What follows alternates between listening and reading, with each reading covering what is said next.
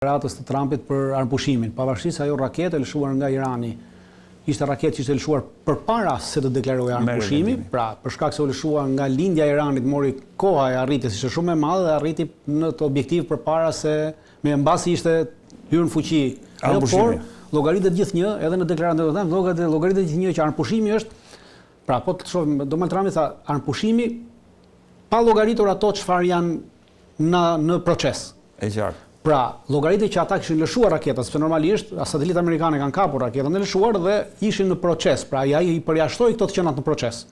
Dhe sërish izraelitët nuk e dëgjuan dhe kemi deklaratën e Trumpit që është shumë I mërzitur me izraelitët dhe që po I tërheq vëmendjen që gjithë kjo do të jetë faji juaj, pra kjo që po ndodh është problemi juaj pastaj, kuptoni?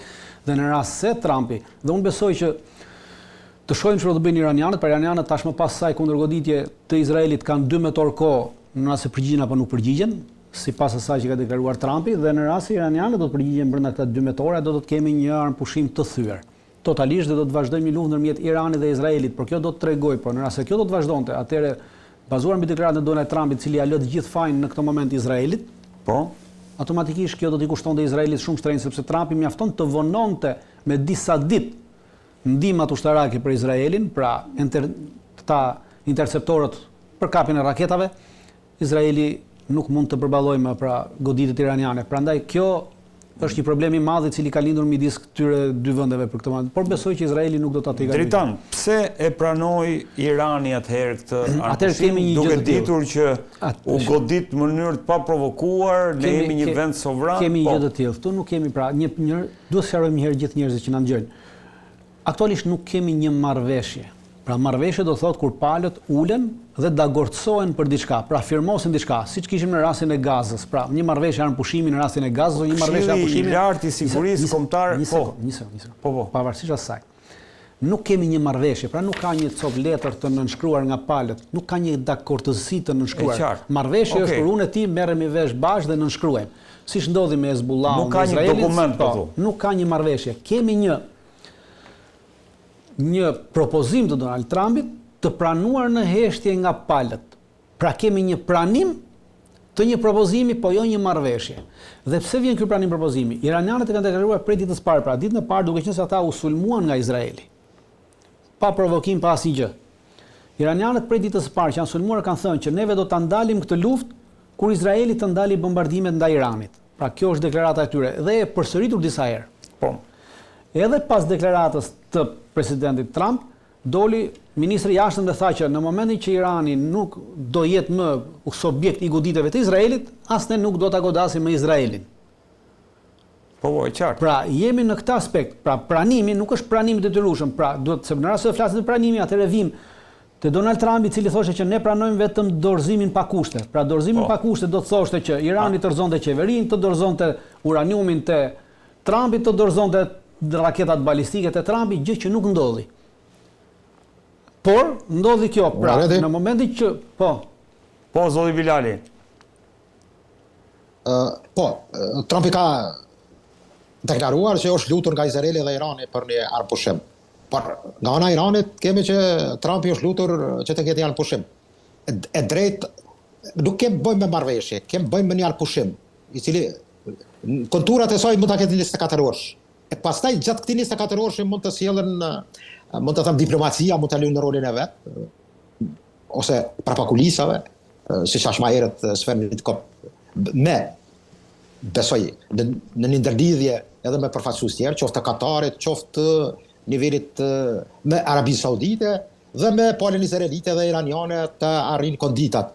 E saktë është ato që tha Dritani, tu kem bëhet fjalë për një armëpushim, I cili me sa duket është I konvenueshëm për Iranin dhe Amerikën, por jo për Izraelin. Jo, unë mendoj që kanë pushim. Jo, vetëm pak. Jo, nuk e kam folën që Izraeli e di që është lodhë dhe sistemi mbrojtje sekondare ajrore ka treguar ata kanë goditur ndonjëherë edhe vetë. Por po flas në atë çka ministri I Financave Izraelit dërgon mesazhe jashtëzakonisht. Jo vetëm ai mbrojtjes Izrael Katz. Po ai jap mesazhe për Gazën. Do fillojmë ofenzivë për shkatërrimin e Hamasit dhe marrjen tërheqjen e pengëve. Dohet prap Izraeli mendon që operacionin në Gazë ta zhvillojë në mënyrë më të tmerrshme. Nga gjithë kjo, e di që Zoti Koxha do thot i konvenoj Izraelit, se është ka psuar lodhje. E vërtet është thyer ajo që ka mendoj edhe në opinionin publik edhe të njerëz që njohin këtë problematika që Izraeli është i pagoditshëm. Por do thotë që mund të goditet edhe mund të dëmtohet dhe të lodhet. Mendoj nga aspekti psikologjik, dikon 1 miliard 700 milion deri në 1 miliard ka humbje Izraeli në ditë, në ditë.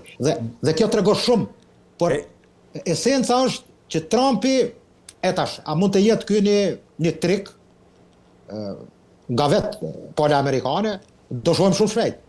Mirë po, për të arritur të një arpushimi mirëfill dhe për të krijuar kondita për një paqe dhe për një marrëveshje të nënshkruar, sepse nuk kemë bëjnë këto marrëveshje si arpushimi me që ka luajtur rol edhe Egjipti dhe Katari mes Hamasit dhe SHBA-ve në këtë rast.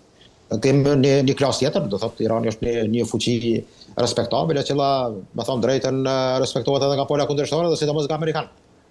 Dakor, po zoti Bilali të rrim pak tek Irani se do dalim edhe çfarë fitoi dhe çfarë humbi Izraeli nga kjo dhe çfarë fitoi dhe çfarë humbën Shtetet e Bashkuara nga kjo.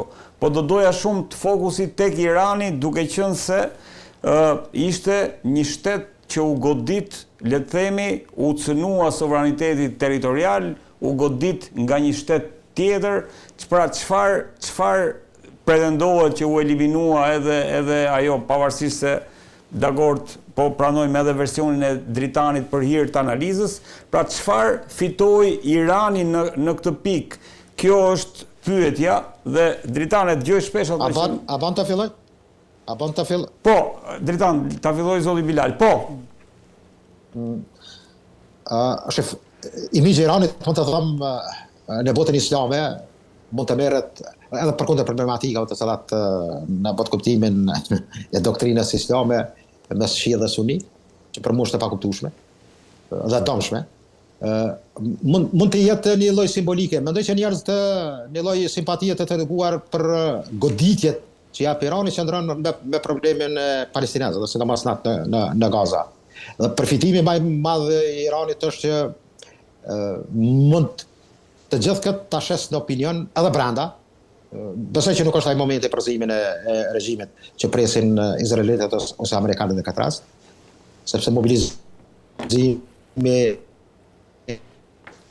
ka qenë më thëmë drejten, ka pas për që nuk për dhe tëra kjo tregon që këtë mund ta servon dhe mund ta shes pushtetin në Iran jashtëzakonisht shumë dhe e tëra kjo mund të sjell edhe mund të them përfitime gjithë janë e kanë shprehur haptas me çështjen palestineze dhe kjo më tepër do të sforcohet dhe mendoj që edhe arsenali dhe përgatitja dhe gjithë mund të them kapacitetet sidomos në sistemin raketor të Iranit që përfshin edhe hipersonike fata dyshi më duket nuk është përdorur sigjili të 13 herë si zërit, armë super raketë ufani hipersonike, por e tëra kjo tregon që Izraeli ka qenë pozitë, mund të them që ka kaluar në defanziv, nga se do t'jetë për doktrinën ushtarake, kjo është shumë interesante, që goditja parë që ka dhënë Izraeli dhe reabilitimi për 24 orë sepse është shkatruar shumë trupa struktura komanduese, qoftë mike të Iranit pas çështjes sundimore dhe tëra kjo tregon atë vitalitetin mund të them të gjakut persian, sepse dihet që irananët nuk janë arab, se shumë njerëz tani po konfuzion në këtë drejtim, por përfitimet do jenë në aspektin e propagandës dhe të marketingut jashtëzakonisht ose rritje të një vetbesimi iraniane ose edhe kampit anti-Izrael. Të Izraeli do thotë edhe kjo dëshite që ne kemi centralet bërthamore, ka qenë një sukses në domosdoshmërinë sulmit. Që përmend 3 strategjitë e tij. Është domosdoshmë. Po, zoti Bilali ka një shkputje. Amerikanët nuk janë për të gjitha këto, mendoj që do shiten edhe të pala izraelite, por edhe të pala iraniane. Por nuk përfundon loja me kaq. Do kem atë, mund të them, intensitetin e interesave të cilat do përfshi Kinën, nuk mund të përjashtojmë në këtë kontur, e cila me vërtet dëshiron dhe ka angazhman që Iranin ta furnizoj në të armë dhe ta rindërtoj. Besoj kinezët janë të aftë që brana 2-3 ditë të marrojnë edhe spitale komplet. Do dalim edhe të Kina, si që u premtova. Dritan, Irani u tërhoq nga goditja e bazave, ne thamë këtë, po çfarë fitoi Irani nga gjitha kjo? Po jep në një koncept të gabuar me aspektin e pyetjes që bëni, pra. Normalisht nuk ka pyetje të gabuara, llogaritet, por ama mënyra se si pyetja bëhet krijon një opinion të gabuar. E para kur themi çfarë fitoi. Në momentin e çfarë fitoria, pra llogaritet fitore, çfarë fitoi bëhet për atë i cili sulmoi, jo për atë i cili është i sulmuar. Pra Irani nuk është agresori në këtë moment. Pra në rast se unë juve ju sulmoj, nuk mund të them çfarë fituat juve që ju sulmova una. Është koncept totalisht i gabuar. Jo, po u tërhoq Prit mos e bësh një koncept. Pra unë të sulmoj. Unë të sulmoj. Po. Në mënyrë pa provokuar. Dhe tashmë ti çfarëdo që të bësh ti unë them, pastaj pyetesh çfarë fitove ti. Po, që e pranoj që ti të mos është koncepti, nuk i funksionon koncepti. Dakor, gjithsesi. Është koncepti, pra i sulmuari nuk llogarit asnjë se çfarë fitoi. Pra, i sulmuari llogaritet çfarë humbi nga sulmi i këtij. Pra çfarë humbi Irani nga sulmi i Izraelit. Okej. Sepse nuk mund të themi çfarë fitoi Irani, pavarësisht se humbjet në këtë moment, pavarësisht ato çfarë rezultatet e kësaj mund të llogarisim si fitore, deri diku fitore politike, diçka tjetër ushtarake, po prap. Pra vetë Irani e para rezistoi asaj që ata kërkuan. Pra, Izraeli i hyri kësaj bashkë me Shtetet Bashkuara të Amerikës një ndryshimin e regjimit, unconditional surrender, ajo që thanë. Ndryshimin e regjimit, i cili vinte me këto që thanë, dhe e dyta, eliminimin e totalisht të programit bërthamor, eliminimin e sistemeve raketore, e gjitha raketave, pra ky ishte qëllimi, dhe dobësimin dhe eliminimin e gjithë forcave ushtarake iraniane në mënyrë që të rrëzojë pushteti. Po. Asnjëra nga këto nuk u arrit. Jo, kjo është e vërtet. Pra, në këtë moment, duke qenë se nuk u arrit asnjëra nga këto, atëherë në rast se të kthehemi pyetjes tuaj, çfarë fitoi? Atëherë fitoi që këto i rezistuan kësaj goditje. Dhe përveç se solli edhe një fitore politike të brendshme për Iranin, deri dje kemi parë në Iran protesta të mëdha të opozitës, nëse mbani mend. Tashmë çfarë bëri kjo ndryrje? Kjo ndryrje bëri që edhe opozita në Iran u bë me qeverisjen në Iran. Dhe gjithë lufta politike opozitare në Iran tash do i duhet 20 vjet të tjera që të vinë në nivelin që ishte sot. Pra gjithë kjo ndryrje forcoi pushtetin e atyre për cilët këta pretendonin që t'i rrëzonin nga pushteti. Pra kjo është një fitore e madhe politike e Iranit në aspektin e brendshëm dhe në aspektin ndërkombëtar. Sepse u fuqizua edhe në aspektin ndërkombëtar kjo qeverisje iraniane, që është. Pra në rast se llogarisim në anën fitore. Absolutisht u fuqizua sepse i qëndroi këtyre goditjeve, nuk u shpërbë, ju kundërpërgjigj këtyre goditjeve duke shkaktuar Izraelit të njëjtat dëme që Izraeli shkaktoi Iranit, pra në rast të shohim për dëmet pothuajse janë të njëjta, sepse të dyja palët kanë goditur pra siç e thash fillim, Irani tha që ne do godasim çfarë lloj objektivi që godet Izraeli. Pra Izraelit godisin një bazë ushtarake, këta godisin një bazë ushtarake. Izraelit godisin një bazë inteligjencës, këta godisin një bazë inteligjencës. Pra goditja ka qenë pothuajse e njëjtë. Pra kësaj bie që dëmi në të dyja palët ka qenë i njëjtë. Pra dëmi taktik ka qenë i njëjtë, dëmi strategjik nuk ka qenë i njëjtë, sepse siç e kam thënë, Irani është një vend i madh me fuqi të mëdha ushtarake, shumë më të madhe se Izraeli, me thellësi strategjike dhe ka një sasi bazash të mëdha të shpërndara. Pra goditjet e Izraelit janë të limituara, goditjet e Iranit nuk janë të limituara. Pra dëmet që Irani shkakton Izraelit në aspektin strategjik janë më të mëdha se dëmet që Izraeli shkakton Iranit në aspektin strategjik. Sepse në rast se Irani ka 4 bazat inteligjencës ose 5 bazat inteligjencës të shpërndara në gjithë Iranin, Izraeli ka vetëm 2 dhe ato të dyja u goditën. Pra këtu sepse nuk ka qekas, për hapësira e vogël shtetërore, gjeografike e vendit. Prandaj them në aspektin strategjik arriti më shumë se sa arriti ai tjetri. Dhe të dyja palët patën dëmtime të mëdha. Të dyja palët kjo goditje tregoi që Irani nuk e kishte mbrojtjen kundërajrore në nivelin siç pretendoi që ajo e kishte. Pra pati dëmtime të mëdha të mbrojtjes kundërajrore. Dhe normalisht edhe Izraeli tregoi që mbrojtja kundërajrore e Izraelit nuk ishte ajo cilën na e ka shitur, pra e ka shitur ajo Iron Dome e gjithçka, pra nuk qëndronte ajo që qëndronte, pra të dyja palët patën një goditje në aspektin e mbrojtjes kundërajrore dhe në këtë aspekt një luftë e gjatë, pra në rast se kjo luftë do të zgjatet, në këtë moment fituesi i kësaj lufte të zgjatë do të jetë gjithë një Irani, sepse ka kapacitete më të mëdha goditje se sa ka Izraeli. Dhe në këtë aspekt të dyja palët kanë pasur një interes për një armë pushim, pavarësisht se kush e ofroi dhe se i erdhi. Pavarësisht lojës që po bëjnë të dyja palët, pra që po thonë, jo, unë ashtu jo kështu. Të dyja kanë nevojë për këtë anëpushim, sepse të dy pse kanë nevojë? Izraeli ka nevojë për anëpushim që të bëj kalkulimin e dëmeve që ka pasur, të filloj të marrë sërish raketa mbrojtje, pra të filloj të organizojë dhe të sistemoj sistemin e saj të kundërajror. Të njëjtën gjë ka edhe Irani, pra të sistemoj sisteme radare të dëmtuar, të sistemoj sisteme kundërajrore të dëmtuara, tiri furnizoj ato, tiri organizoj ato, tiri strukturoj ato, pra të dyja palët kanë këtë problem të mbrojtjes kundërajrore. E dyta, Irani tregoi që kishte edhe një dëmtim të madh në aspektin e sigurisë, pra e nivelit të inteligjencës, sepse Mossadi kishte depërtuar shumë duke ngritur celula të mëdha. Pra aktualisht Irani tregon që Irani ka nevojë për një Lavend Riberia, më shumë se sa për çdo gjë tjetër. Ç'a ishte? Lavend Riberia, pra Beria ka qenë shefi i shërbimit sekret të Bashkimit Sovjetik, njeriu më i suksesshëm i shërbimeve sekrete, që ngriti një shërbim sekret të tmerrshëm të Bashkimit Sovjetik, cilin e trashëgoi edhe Rusia ajo, po Beria. Prandaj them Irani ka nevojë për një person të tillë, të ngrejë një shërbim sekret të fuqishëm, sepse tregoi që shërbimi sekret i Iran nuk ishte aq i fuqishëm brenda Iranit, pra ai që quhet kundër zbulimi. E qartë. Pra fakti që Izraeli depërtoi në sasi të madh tregon që s'ishte. Pra edhe Irani ka nevojë të ribëj këto kapacitetet vetat. Prandaj të dyja palët e kanë të nevojshme dhe e kanë pranuar këtë.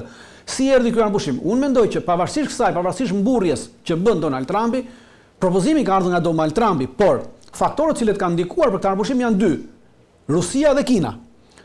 Nëse mbani mend para 2 ditësh, pas bombardimit që Shtetet Bashkuara të Amerikës i bën Iranit, Marco Rubio doli publikisht dhe tha, i kemi kërkuar Kinës që të ndërhyjë te Irani që të mos mbylli ngushticën e Hormuzit. Pra, kaq deklaroi ai. Pra fakti që ai deklaroi publikisht që kanë kërkuar Kinës ndihmë që të ndërhyjë te Irani, do të thonë që gjithçka ka qenë biseduar. E dyta, të nesmen e bombardimit kemi ministrin e jashtëm iranian i cili bën një vizitë në Moskë dhe takohet me Putinin. Po. Pra, të dyja këto rastet tregojnë që Rusia dhe Kina me kërkesën e Shtetit Bashkuar të Amerikës kanë bërë ndërhyrjen te Irani, që Irani të pranojë, pra pavarësisht këtyre gjërave të vogla mund të vazhdojmë të kemi ndonjë lëshim të ndonjë rakete dhe izraelitët të çojnë një avion të godasin, pra këto gjëra të vogla do të mbyllen për treguar pa palë, duan të tregojnë që shiko, akoma vazhdon ajo egoja fëminore që unë e mbylla i fundit, pra unë e lash i fundit, e kupton? Po. Dhe kjo është për politikë të brendshme të dyja palëve, nuk ka asgjë gjë tjetër. Prandaj po them që Po, zoti Bilali. Bilali. Prandaj po them që ndryrja në këtë mes, pra kërkesa është e Donald Trumpit, edhe ai për të mbuluar për të dalë fituar, sepse Donald Trumpi kam thënë duhet justifikoj paratë që ka marrë. Për goditjen e Iranit, ka marrë para nga lobi izraelit, i cili e zgjodhi atë president dhe e mbështeti presidentin president, ka marrë para nga gjitha vendet arabe, të cilat i kërkuan që të godasë Iranin kur vajti dhe i mori ato $4 trilion, dhe ai duhet të justifikojë këto para. Dhe i ka justifikuar këto para. Pra të gjithë dalin të lumtur, të gjithë dalin të gëzuar, dhe të gjitha palët, edhe ato që janë dy të dëmtuara në këtë mes, Irani dhe Izraeli, kanë nevojë për këtë anëpushim dhe po e pranojnë pavarësisht se po bëjnë naze. Pra kanë të detyrueshëm anëpushimin për të ribër strukturat e tyre, për të rregulluar strukturat e tyre. Dhe Izraeli është kthyer deklaratave që neve tashmë do fillojmë një ofensivë në Gaza të re. Kjo është bërë për politikën brendshme, për treguar që ushtria, për të treguar opinionit brendshëm dhe për të dhënë vetvetes gajret që shikon ne kemi mbaruar nga këto goditje. Pra neve kemi armikun kryesor, pra s'kemi me Iranin, se me Iranin mbaruam. Pra kjo tregon përfundimin e kësaj lufte me Iranin. Nuk kemi më punë me Iranin, se me Iranin mbaruam, tash kemi Gazën. Pra do vazhdojmë prapë me Gazën. Pra kjo është atë, sepse kaq është kapaciteti i Izraelit. Izraeli që kur është bërë shtet, deri më sot nuk ka bërë asnjë luftë më të gjatë se 14 ditë. Se kaq e ka kapacitetin, sepse nuk ka thellësi strategjike dhe kapacitet ushtarake të mbulojë një luftë të gjatë. Zoti Bilali. E kam në listë zotin Bilali. Po. Tani pyetja është çfarë fitoi dhe çfarë humbi Izraeli? Pa Izraeli miti, që thash edhe më herët, është goditur rënd. Ka se është menduar, ka qenë një botë kuptimi i tillë edhe i fqinjve, sidomos atyre arab, që Izraeli është vështirë të goditet. Dhe kjo tashmë brenda edhe shoqërisë civile dhe tërë kapacitetet dhe mund të them gjithë potencialit dhe krenarisë e tyre që nga 48-a formimi i shtetit, kësaj radhe më duket që ka pësuar një goditje që as vetë nuk e ka paramenduar. Dhe kjo humbje e tillë me siguri zgjon vëmendjen për njerëz që mendojnë për paqen edhe në politikën e Izraelit. Nga se nuk mundet Izraeli të sillet do si do në këtë pjesë që ashtu kështu është e turbull. Do thotë kjo është humbja e parë e imigjit dhe mund të them asë vetbesimit të krenarisë izraelite, e cila është goditur rënd, thonë të drejta. Humbjet janë pasojat të objektivave, qoftë ushtarake, qoftë atyre të inteligjencës. Ka goditur, thëmë drejtën, Irani. Raketat e tyre kanë goditur edhe qendrën e Mossadit. Pastaj, për dje kemi pas 10 qytete paralelisht të goditur. Dhe tëra kjo tregon që fuqia izraelite ka rritur që me vetveten të krijojë një monolog, që nuk është një fuqi e cila nuk mund të goditet. Aspekti ekonomik ka pësuar shumë. Kam edhe ma herët ka 2 portet kryesore të Izraelit, damet janë shumë të mëdhaja. Është problematike që shoqëria izraelite do ketë një përreshje mes vete, mes konceptit të arritjes së paqes për çështjen palestineze dhe asaj që ka forcisë së qeverisë izraelite për të krijuar armiqësi të reja në raporte që mund të quhen edhe në lufta të reja, që do thotë rendi pastaj do vjen edhe me Turqinë, apo edhe me Pakistanin, po që se forca izraelite mendon që mund të arrijë deri atje. Të gjitha këto janë, mund të them, komplet ai hambari që Izraelin e fut në dilemen që ati dëgjoj Amerikanët, apo edhe për një kohë të vazhdoj luftën. Dhe kjo do jetë rrezik i madh për vetë ekzistencën e Izraelit. E qartë. Ndërkohë, Dritan, edhe pse po flasim për Izraelin, për Iranin, për Shtetet e Bashkuara të Amerikës, pak a shumë e kemi të qartë Shtetet e Bashkuara të Amerikës se çfarë përfituan nga kjo.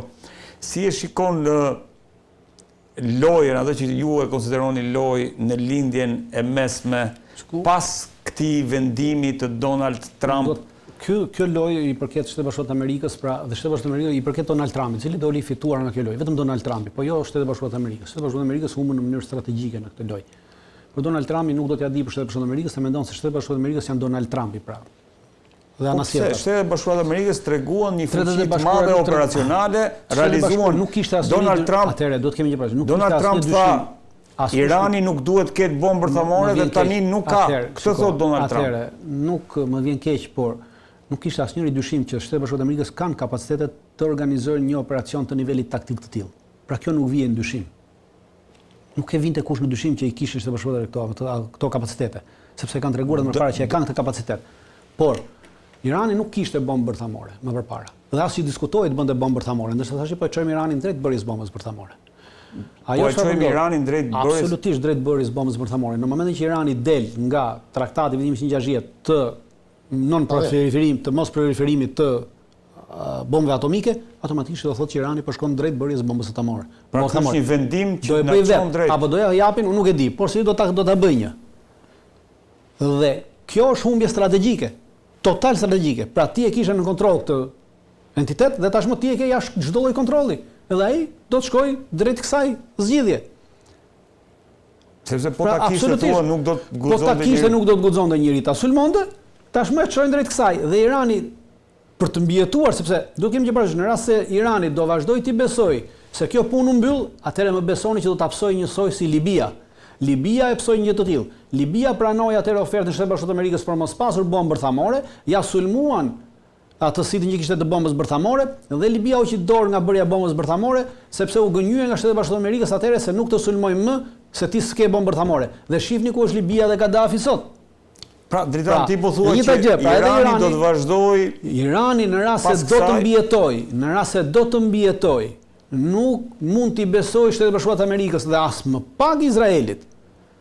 Pra, ky është një arpushim. Në momentin që Izraeli do arrit të ristrukturojë kapacitetet e veta, të jeni të bindur që pas 1, 2, 3 ose 4 viteve sërish do të sulmojë Iranin.